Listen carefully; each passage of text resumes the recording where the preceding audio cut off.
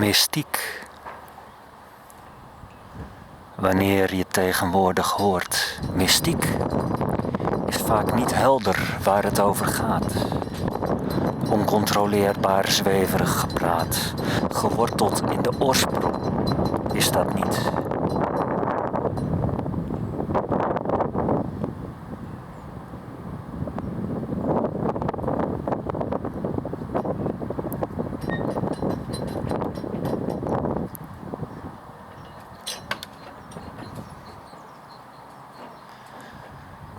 Mystiek was ooit de hoogste wetenschap.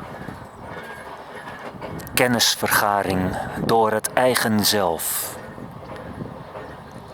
Proefondervindelijk, die regel geldt.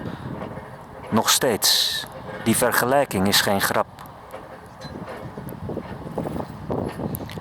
Het zeldzame talent werd uitgemoord. Nu is het mystificatie wat de klok slaat.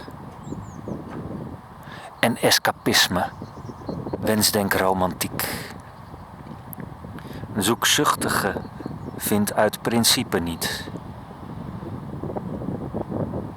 Het gevolg is nu een kluwe die niet losraakt. Hoe wordt een echte mysticus gehoord?